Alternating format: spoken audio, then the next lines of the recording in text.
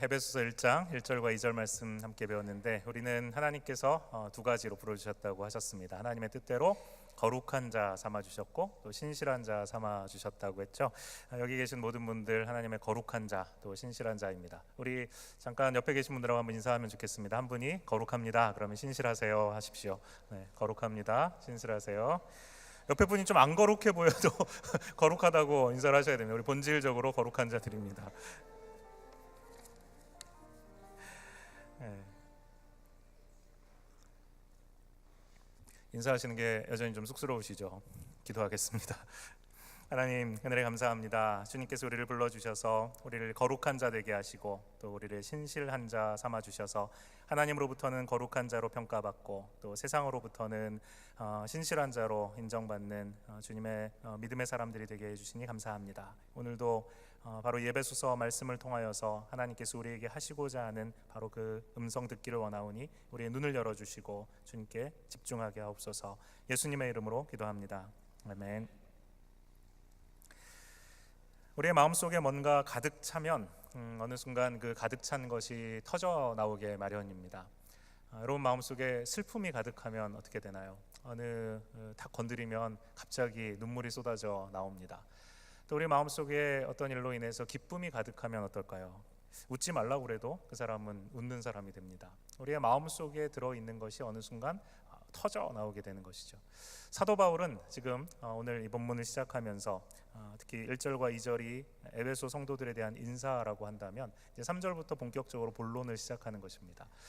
그런데 여러분 한번 생각해 보십시오. 1절과 2절을 우리 지난주에 얘기하면서 사도 바울이 하나님의 뜻을 따라서 자기가 하나님의 사도가 되었다 얘기합니다. 하나님께서 나를 사도가 되게 하신 것은, 정말 보잘것없고 하찮은 나를 하나님의 사명 가진 사도로 삼아주신 것은 하나님의 은혜라고, 그렇게 얘기하고 나서 너무너무 감격하면서 그렇게 얘기하고 나서 그 다음에 사랑하는 에베소에 있는 교인들에게, 자신의 사랑하는 자녀들에게 이렇게 얘기를 합니다. 너희는 하나님의 거룩한 자들, 하나님의 성도들이고, 또 너희는 세상에서 부름받은 신실한 자들이다 라고 얘기합니다. 이 모든 것이 하나님의 뜻대로 되었다 이렇게 얘기합니다. 이 이야기를 해놓고 나서 사도 바울이 감정이 격해지는 것입니다. 하나님의 뜻이 나를 사도되게 했고, 하나님의 뜻을 따라서 우리가 여러분이 성도가 되었고 신실한 자가 되었다라는 이야기를 해놓고 나니까 그 다음에 사도 바울의 마음 입에서 터져 나오는 소리가 뭐냐 하면 찬송하리로다, 찬송하리로다. 하나님을 찬송하지 않고는 배길 수 없는 마음 상태가 된 것입니다. 여기 계신 여러분들 어떠십니까? 오늘 이 자리에 하나님을 찬양하고 하나님을 찬송하고자 하는 그 열정이 가득하고 그 마음이 가득해서 입술을 여니까 하나님을 찬송할 수밖에 없고 하나님께 기도할 수밖에 없는 그런 상태로 여러분 나오셨습니까? 우리 예배는 바로 그런 자리입니다. 우리 입술을 열어 하나님을 찬송하지 않고는 견딜 수 없는 자들이 나와서 하나님을 찬송하는 자리, 그 자리가 바로 이 자리입니다. 구원받아서 하나님의 자녀된 은혜에 대한 벅찬 감동과 감격이 내 안에서 커져서 그것이 터져 나오는 것입니다. 일주일의 삶 속에 하나님이 내 삶 가운데 행하시는 일들을 기억하며 내가 누구인가 하나님의 자녀된 나 자신의 모습을 보면서 주일에 우리가 하나님 앞에 찬양이 터져 나오게 되는 것, 그것이 우리의 예배입니다. C.S. 루이스가 시편 사색이라는 책에 이런 글을 남깁니다. 자신이 14년 전쯤에 처음 크리스찬이 되었을 때 이렇게를 회상하면서 이렇게 얘기합니다. 14년 전에 처음 크리스찬이 되었을 때 나는 방에 틀어박혀 신학서적을 읽으면서 혼자 힘으로 그리스도인이 될 수 있다고 생각했다. 나는 찬송가도 매우 싫어했다. 그것은 6등급의 곡에 5등급의 시를 붙인 것이라고 생각했기 때문이다. 그러나 계속해서 교회를 다니면서 나는 찬송의 위대한 가치를 알게 되었다. 당시 시대의 석학이었습니다. 교수이고 그리스도인으로서 굉장히 뛰어난 사색가였습니다. 그랬던 그가 남긴 말이 바로 이것이죠. 처음 내가 그리스도인이 될 때 내가 그냥 혼자 성경 읽고 좋은 책들을 읽으면 내가 좋은 그리스도인이 될 줄 알았다는 것입니다. 그런데 자기의 마음속에 하나님을 아는 지식이 쌓여가고 내가 누구인가 하는 것을 알게 되고 하나님의 은혜가 무엇인가 하는 것을 점점 알게 되니까 그전까지는 우습게 보았던 찬송가, 그전까지는 우습게 보았던 찬양이 어느 순간 자기의 입에서 흘러나오는 것을 발견하는 것입니다. 내 마음속에 하나님을 향한 찬양과 하나님을 향한 지식과 하나님을 아는 은혜가 가득 차게 되니까 사도 바울이 지금 그랬던 것처럼 입술로 찬양이 터져 나올 수밖에 없는 상태가 되는 것입니다. 그래야 우리는 찬양의 가치를 알게 됩니다. 사도 바울이 찬송하리로다 라고 외치면서 그의 첫 마디를 시작을 하고 그 다음에 오늘 우리가 읽은 단락의 마지막 6절에 또 다시 이렇게 얘기합니다. 이는 그가 사랑하시는 자 안에서 우리에게 거저 주시는 바 그의 은혜의 영광을 찬송하게 하려는 것이라. 찬송할지어다로 시작하고 찬송하게 하려는 것이라로 끝납니다. 찬송과 찬송으로 앞뒤를 싸고 있습니다. 마치 봉투처럼 앞뒤를 찬송과 찬송으로 쌓아 놓았습니다. 왜 이렇게 찬송할 수밖에 없는가? 그 내용이 바로 오늘 읽은 3절에서 6절 사이에 나오기 때문입니다.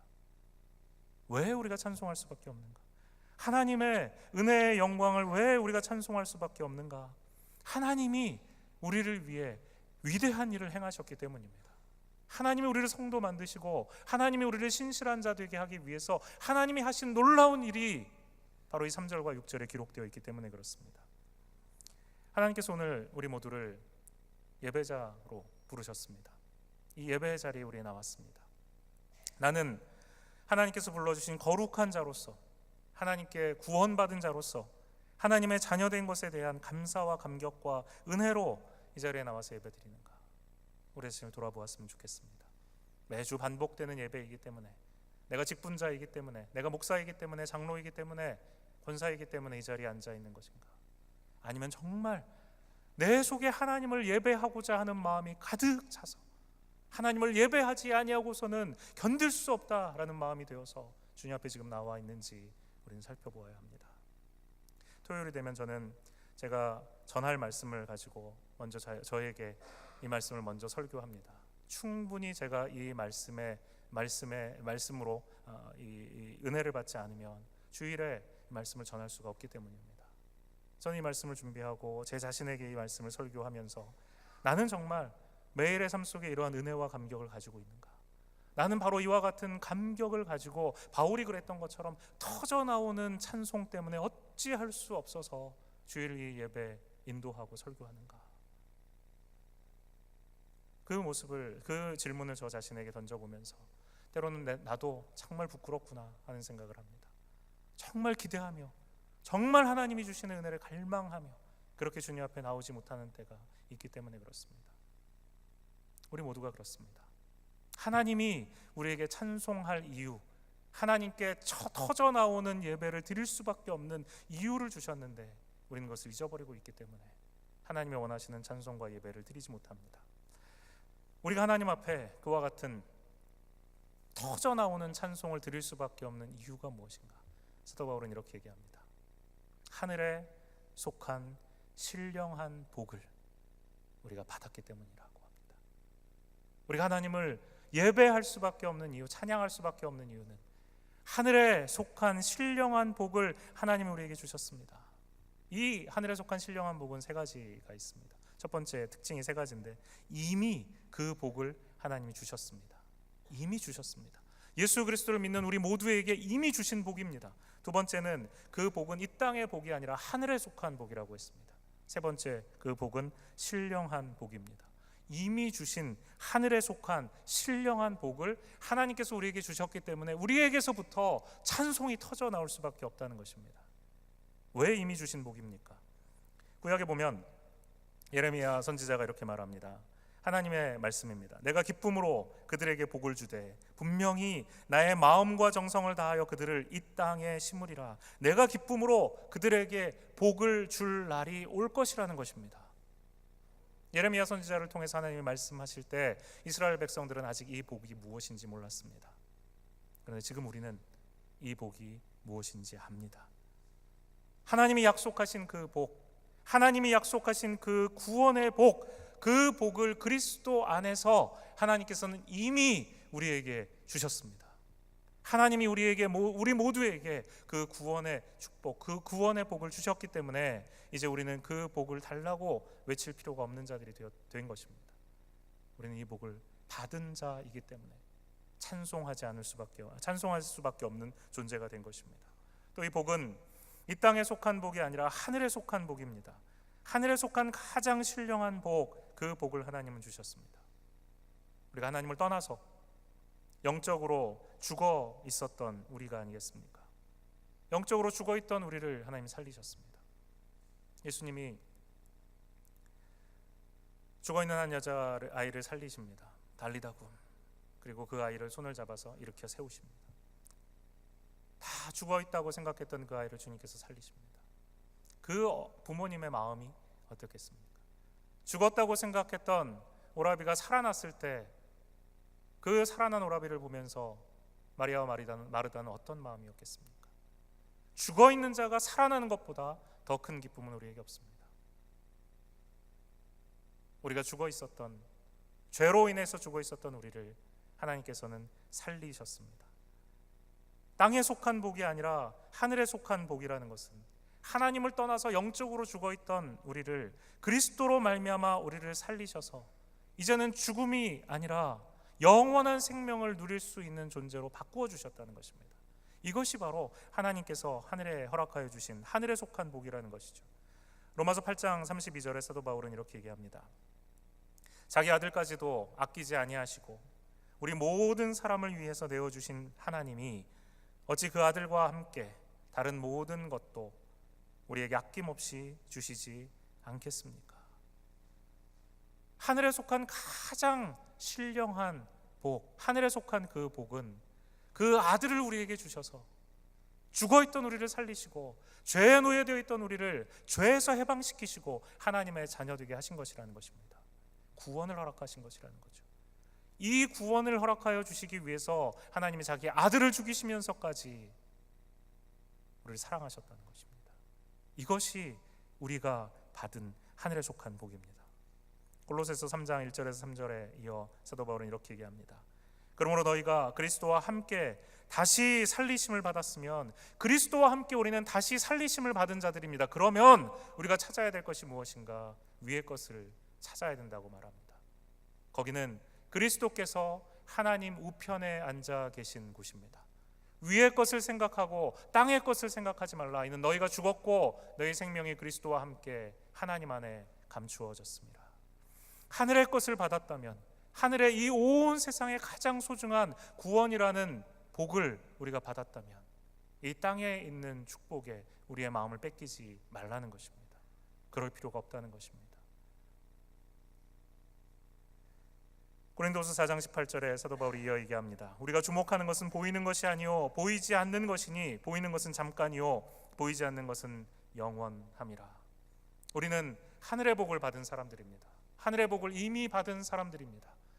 그 하늘의 복을 소유한 사람이라면 보이는 이 세상의 거짓된 축복에 마음을 뺏길 수 없다는 것입니다. 왜냐하면 이 세상에서 우리가 보고 있는 이 축복들은 일시적인 것이기 때문입니다.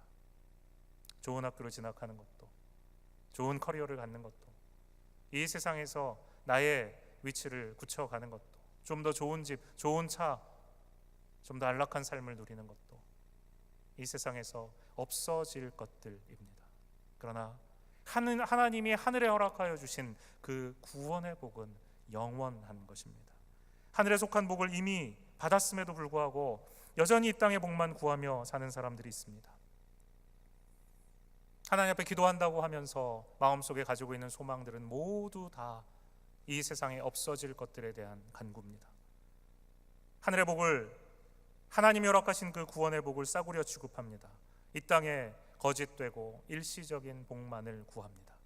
그런 것들은 이 세상의 권세 잡은 자 사탄이 우리를 유혹하는 미끼가 될 뿐입니다. 사탄은 우리에게 좋은 것을 던져줍니다. 사탄은 우리에게 좋은 직장을 줄 수 있습니다. 사탄도 우리에게 안정된 삶을 줄 수도 있습니다. 그런데 그것이 우리로 하여금 하나님이 허락하여 주신 영원한 축복을 보지 못하게 하는 걸림돌이 되게 하는 것입니다.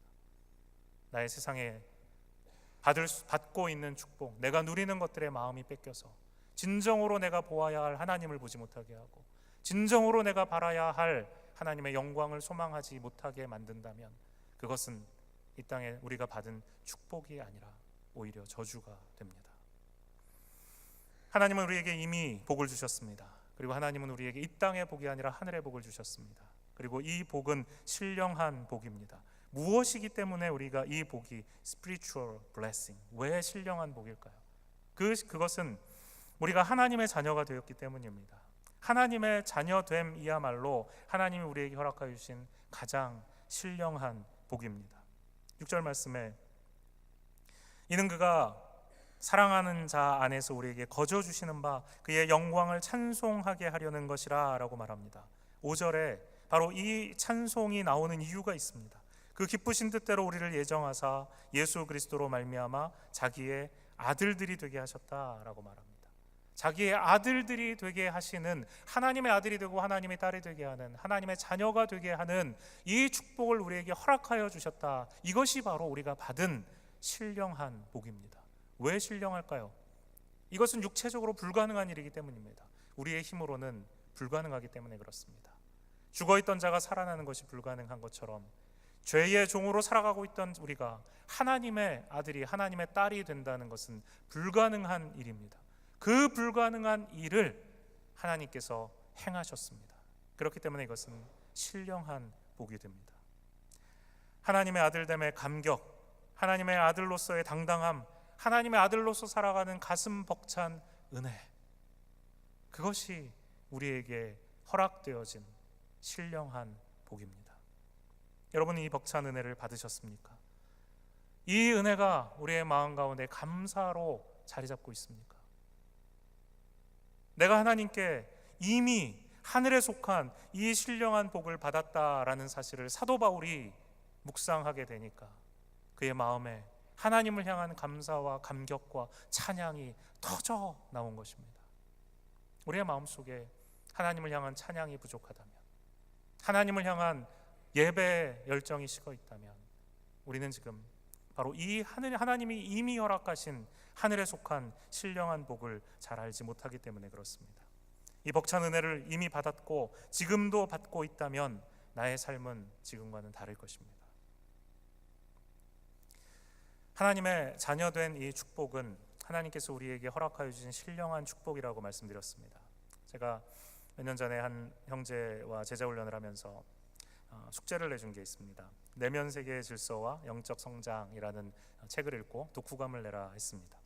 이 책의 이제 초반부에 보면 배가 있는데 그 배가 넘어지지 않고, 물에서 넘어지지 않고 중심을 잡을 수 있는 것은 그 배 밑에 무거운 추가 있기 때문에, 무게추가 있기 때문에 그렇다라고 써 있습니다. 그러니까 우리가 내면 세계에 우리의 영적으로 성장하기 위해서는 우리의 내면의 밑바닥에 하나님에 대한 은혜가 있어야 된다는 것이죠. 우리의 밑바닥에 무엇이 자리 잡고 있느냐에 따라서 우리의 삶이 흔들릴 수도 있고 또 풍파가 몰아닥쳐도 든든하게 튼튼한 배가 될 수도 있다는 것입니다.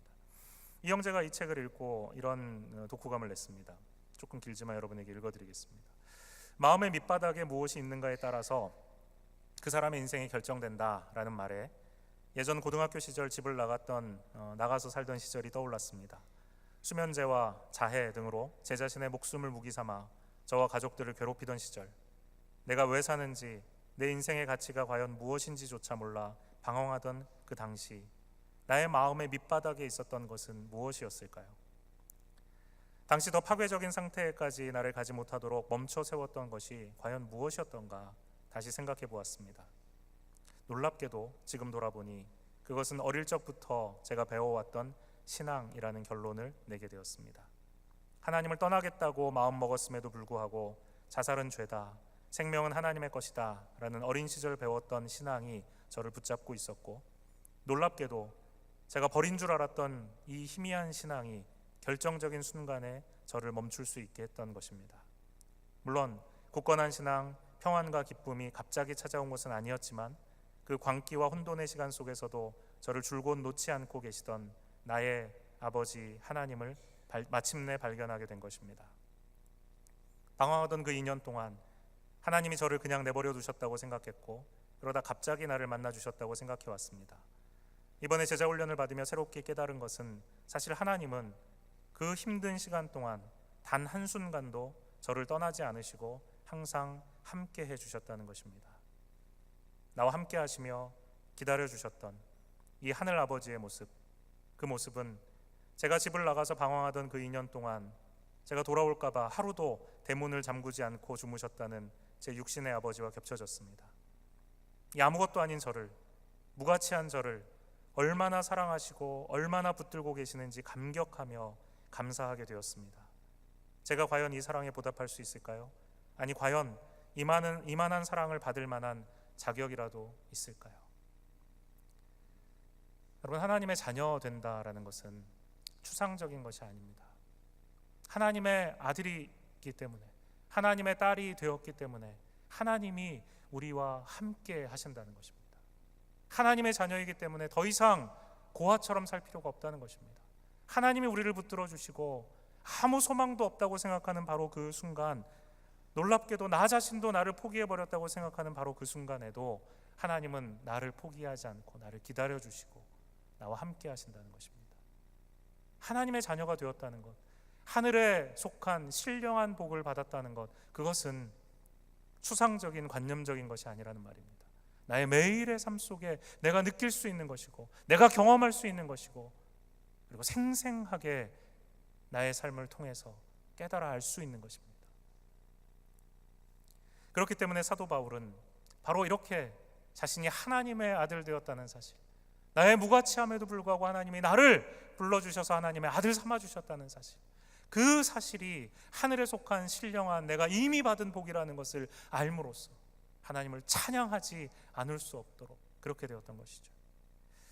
하나님은 우리를 하나님의 자녀로 삼아주셨습니다.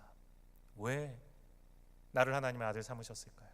왜 나를 하나님의 딸로 삼으셨을까요? 여러분에게 어떤 메리트가 있습니까? 나에게 하나님의 아들 될 만한 어떤 모습이 있어서 하나님이 나를 아들 삼으신 걸까요? 오늘 사도 바울은 5절 말씀에 하나님께서 나를 아들 삼으신 것은 하나님의 그 기쁘신 뜻대로 예정하셨기 때문이다 라고 얘기합니다. 그 기쁘신 뜻대로 우리를 예정하셨습니다. 좀 더 쉽게 말해볼까요? 하나님 마음대로, 하나님 원하시는 대로 우리를 택하셨다는 것입니다. 내가 잘나서가 아닙니다. 내가 사랑받을 만하기 때문이 아닙니다. 내가 용서받을 만하기 때문이 아니라는 거죠. 하나님의 뜻대로, 하나님이 원하시는 대로, 하나님의 계획대로 우리를 선택하셨습니다. 하나님이 하셨습니다. 3절에 하나님 곧 주 예수 그리스도의 아버지께서 우리를 택하셨다고 했습니다. 4절에 창세 전에 우리를 택하셨다라고 말씀하십니다. 창세 전에 그리스도 안에서 우리를 택하셨습니다. 그리고 5절에 나온 것처럼 하나님의 뜻대로, 하나님의 계획대로 하셨습니다. 우리를 그 사랑 안에서 거룩하고 흠이 없게 하시기 위해서 하나님께서 그 기쁘신 뜻대로 우리를 하나님의 아들이 되게 하셨습니다. 만약에 내가 하나님의 사랑을 받을 만한 존재여서 하나님의 사랑을 받았다면 그것은 나의 권리입니다. 하나님 당연히 나를 사랑하셔야죠. 하나님 당연히 나에게 구원 주셔야죠. 내가 그럴 만한 존재이기 때문이니까. 그런데 그것이 아닙니다. 받을 만하지 않은 존재, 받을 수 없는 존재, 하나님과 원수되었던 우리를 하나님께서 먼저 창세 전에, 이 온 세상이 만들어지기도 전에 구원하시겠다라고 택하시고 우리를 이 땅에 보내시고 우리를 살려주셔서 하나님의 자녀 삼으신 것입니다. 하나님께는 은혼과 타협이 필요 없으십니다. 오직 하나님의 무조건적인 사랑 때문에 나를 택하신 것입니다. 내가 자녀될 권리가 있었다면 은혜가 아니죠. 받을 수 없는 자가 이 하늘의 신령한 복을 받았기 때문에 감격하고 감동하고 감사하는 것입니다. 사도 바울과 우리의 결정적인 차이가 바로 그것입니다. 바울은 이 사실을 뼈저리게 알았습니다. 교회를 핍박했던 자이고 사도 중에 제일 마지막에 된 자이고 도저히 사도로 감당할 수 없지만 하나님의 뜻대로 사도 되었다는 것을 너무나도 뼈저리게 알았던 바울이기 때문에 하나님을 향해 그처럼 찬양을, 터져나오는 찬양을 올려드릴 수가 있었던 것입니다. 우리의 마음속에 하나님을 향한 찬양이 식어버리고 예배를 향한 열정이 식은 이유는 바로 우리의 무가치함, 은혜 받을 수 없는 우리를 하나님이 선택하셔서 무조건적으로 은혜 주셨다는 사실에 대한 깊은 이해가 없기 때문입니다. 나는 이 은혜를 정말 알고 있는가? 이 은혜가 나를 정말 바꾸었는가? 내 매일의 삶 속에 이 은혜가 강줄기처럼 흐르고 있는가? 그것을 우리에게 질문해야 합니다. 하나님의 은혜, 그리스도를 통해 우리를 구원하신 하나님의 은혜, 그 은혜가 내 안에 흐를 때 우리는 바울처럼 하나님을 찬양합니다. 저는 이 말씀 묵상하면서 제자들의 발을 씻기신 예수님의 모습이 떠올랐습니다. 당시에 하수시설이 없었기 때문에 사람들은 손 씻은 물, 발 씻은 물, 설거지한 물, 그 다음에 온갖 오물 다 문 열고 밖에다 갖다 버렸습니다. 포장이 되어 있을 리가 만무하기 때문에 흙길을 걸어 다녔습니다. 제자들은 그런 길을, 샌들을 신고 그 더러운 우물들을 밟고 하루 종일 돌아다녔습니다. 제자들의 그 발가락 사이사이마다 더러운 우물들이 말라붙어 있었습니다. 그런데 그 냄새나는 그 우물이 묻은 더러운 발을 이 온 세상을 창조하신 창조주 하나님 무릎을 꿇으시고 그 발을 붙드십니다. 그리고 그 발을 씻겨 주십니다. 조건 없이 그 발을 붙드시고 발을 씻겨 주셨습니다. 사랑받을 만하기 때문에 사랑받은 것이 아닙니다. 더럽고 추하고 냄새나고 사랑받기에 전혀 합당하지 않지만 하나님께서 사랑하시기로 일방적으로 선택하고 사랑해 주신 것입니다. 가장 더러운 발까지. 왜 누구는 선택하시고 하나님 누구는 버리십니까? 질문하며 하나님을 이해할 수 없다고 비난해서는 안 됩니다. 하나님이 나를 선택하셨습니다. 하나님의 주권입니다. 하나님이 하나님이시기에 행하시는 일입니다. 피조물인 내가 전능하신 하나님을 이해할 수 없다고 해서 하나님이 불의하시다고 말할 수 없는 것입니다. 하나님이 나를 사랑하시고 나의 무가치함에도 불구하고 나를 택하신 것이 은혜입니다. 내가 내 발 씻어달라고 예수님께 요청한 적이 없습니다. 예수님이 내 발을 붙드시고 그 냄새나는 발을 붙드시고 무릎 꿇으시고 내 발에 손을 대시고 나를 씻어주셨습니다. 예수님이 나를 선택하셔서 사랑하셨습니다. 이것이 은혜입니다. 사도 바울은 이것을 알았습니다. 내가 아니라, 나의 무엇 때문이 아니라 예수님이 나를 선택하시고 나를 사랑하시고 나를 안아주셨구나, 나를 하나님 아들 되게 하셨구나. 그것이 은혜라는 것을 깨달은 것입니다.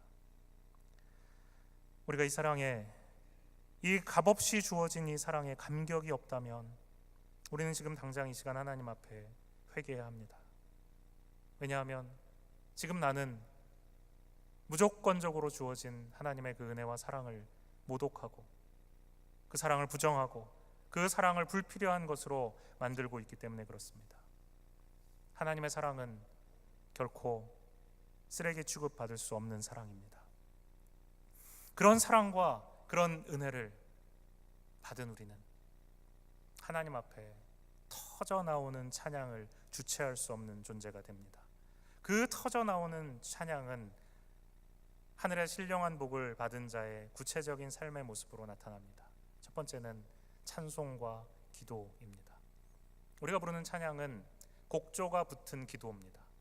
우리가 고백하는 하나님을 높이는 모든 가사의 내용이 다 곡조가 붙은 찬양입니다. 200년 전, 300년 전, 500년 전에 우리의 믿음의 선배들이 그 찬양의 가사에, 기도의 가사에 노래를 붙여 찬양해 왔습니다. 그 찬양이 우리의 찬송가에 기록되어 있습니다.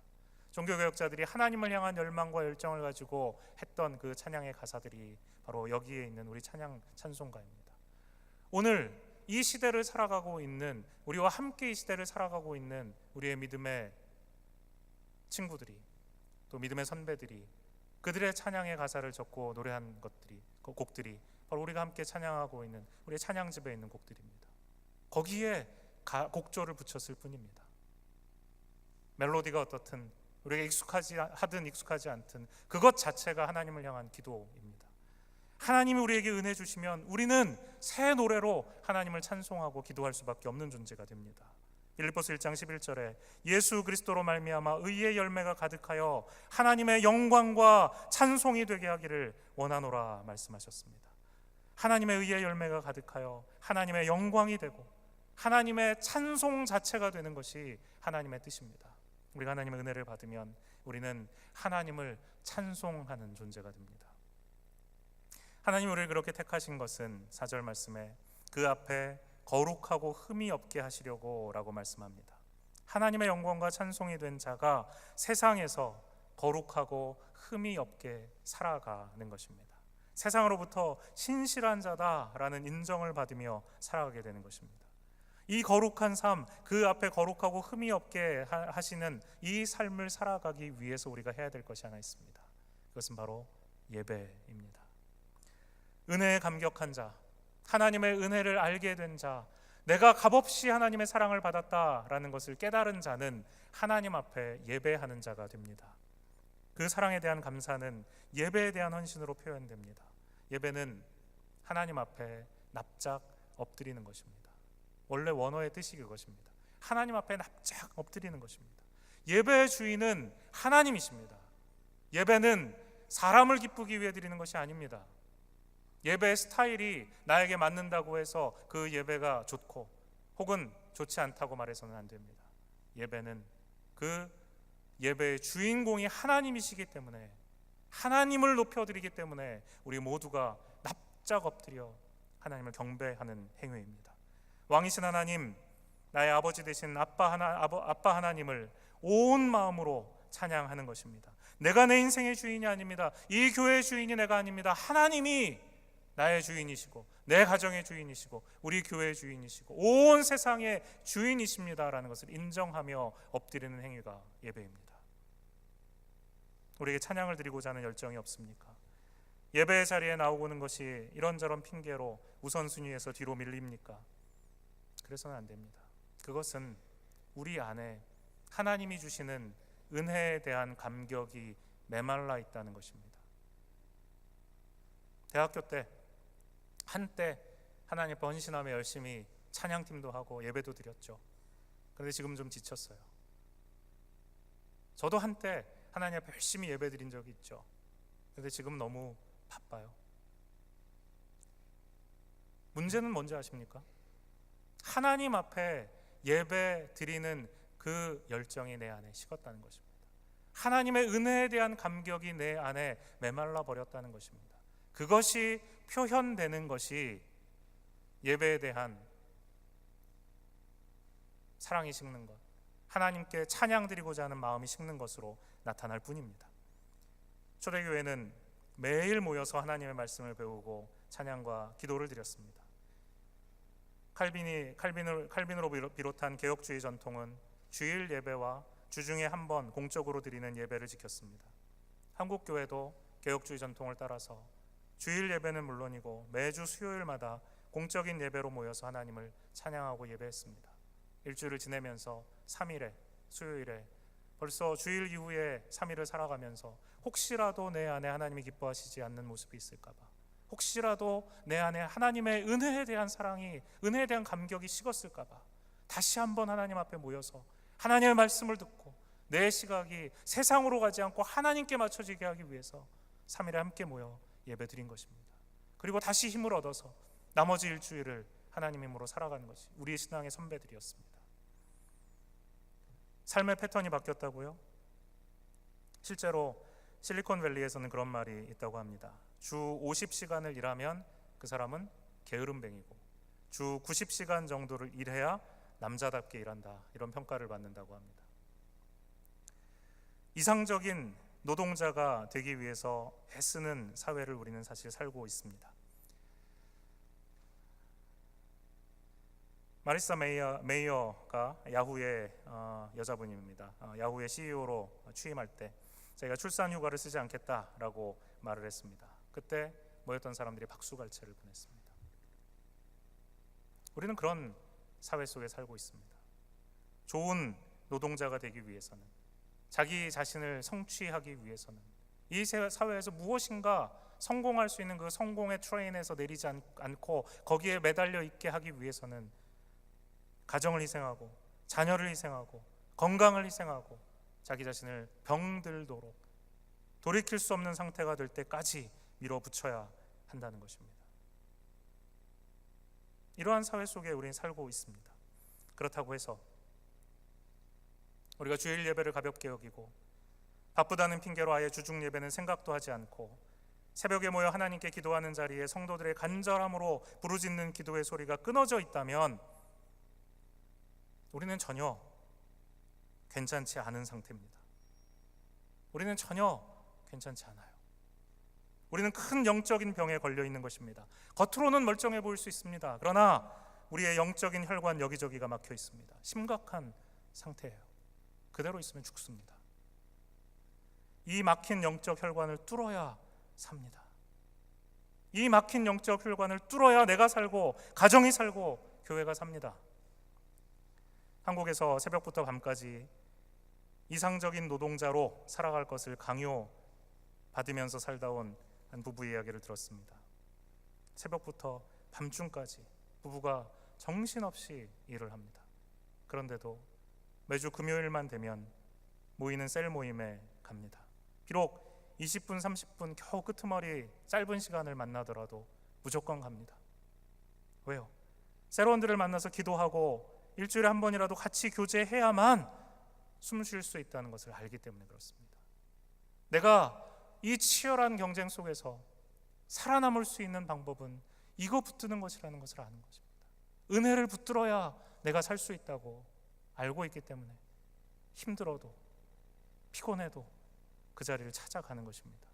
이것이 은혜를 아는 자입니다. 막힌 영적인 혈관은 다른 것으로 뚫을 수 없습니다. 찬송과 기도로, 예배로 뚫어야 합니다. 내가 찬송하리로다, 내가 기도하리로다, 내가 예배하리로다, 내 영혼에게 외치며 하나님 앞에 찬송과 기도와 예배를 사수해야 합니다. 그래야 우리가 살아요. 우리의 영이 다시 살아나야 세상에서 거룩한 자로, 신실한 자로 살아갈 수 있습니다. 하나님 앞에 예배 드리는데 실패하면서 세상에서 일상의 예배, 매일의 예배에 성공한다고요? 직장에서 멋진 그리스도인으로 살아간다고? 불가능합니다. 하나님 앞에 드리는 예배에 실패하면 일상에서의 예배도 실패합니다. 오늘 나의 예배의 자세를 돌아보기를 원합니다. 나의 기도 생활을 돌아보기 원합니다. 만약에 지금 여러분 말씀 들으시면서 성령께서 나의 현재 예배의 자세에 대해서 하나님 앞에 기도하고 하나님 앞에 감사하고 감격하는 나의 마음의 상태에 대해서 말씀하시는 것이 있다면 무시하지 마시기 바랍니다. 내 영혼을 향해 내 영혼아 하나님을 찬양하자, 내 영혼아 주님께 경배하자 외치면서 주님께 달려와야 됩니다. 예배 때마다 하나님, 나에게 하나님의 말씀을 더 들려주십시오. 하나님을 더 알게 해주십시오. 하나님을 향한 찬양이 내 속에 그치지 않게 해주십시오. 이렇게 부르짖는 성도, 이렇게 간절히 부르짖는 교회가 되어야 합니다. 그것이 우리가 살 수 있는 유일한 길입니다. 기도하겠습니다. 하나님 아버지, 바울이 감격하며 하나님 앞에 찬송하리로다 외쳤던 것처럼 우리 안에 하나님이 무가치한 우리, 은혜 받기에 합당치 않은 우리, 하나님의 아들로 딸로 부름받기에 전혀 소망 없는 우리를 불러주신 그 은혜가 있다는 것을 깨닫고 그 은혜에 대한 감격으로 하루하루를 살아가는 우리가 되게 하여 주옵소서. 하나님 앞에 찬양하고 하나님 앞에 기도하고 하나님 앞에 예배함으로써 우리의 막혀있는 영적인 혈관을 뚫고 하나님이 기뻐하시는 거룩한 자 되게 하여 주옵소서. 예수 그리스도의 이름으로 기도합니다. 아멘.